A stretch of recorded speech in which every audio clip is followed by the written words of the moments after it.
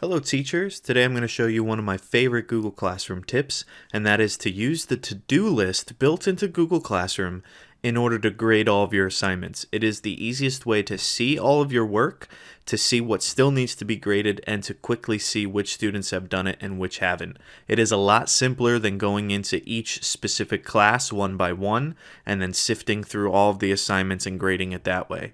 So what you do is when you're on the home page here for Google Classroom, you're going to go to the upper left hand corner where there's three dots, and you're going to click on that.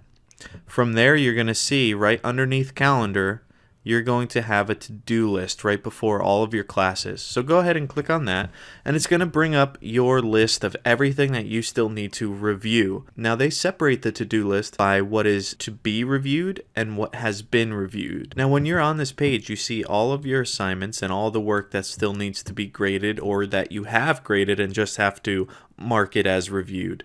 So you can see the things that don't have due dates first, and then the stuff that is still work in progress next. Now, the best thing about this is, yes, it shows you a snapshot of all of your classes, but you can go class by class as well. Where it says all classes, you could actually click on that and a drop down menu of all of your classes is going to appear. So I'm going to go ahead and click on a class. So here you see I have a bunch of work in progress, but there are some assignments that have been completely graded here. But just to show you what this would look like, I could click on any one of these, like this assignment for Much Ado About Nothing paper. I could go ahead and click on that, and it's going to bring up my familiar assignment hub where I can go through and grade all of the work. But it's a quicker way to get there.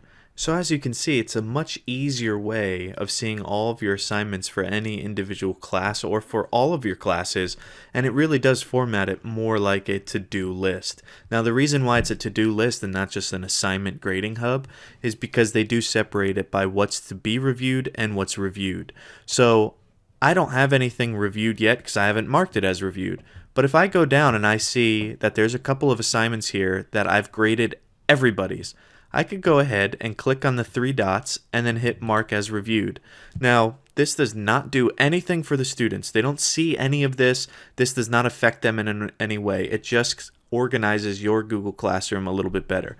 And so now if I go to the top and I hit reviewed, you can see the assignments that I have already marked as reviewed and when they were due, and they are right in there. So I can still access them easily this way, but it's just a lot simpler than going into every individual Google Classroom and trying to grade individual assignments that way. So I highly recommend that you use the to-do list in Google Classroom to grade all of your assignments for every single one of your classes.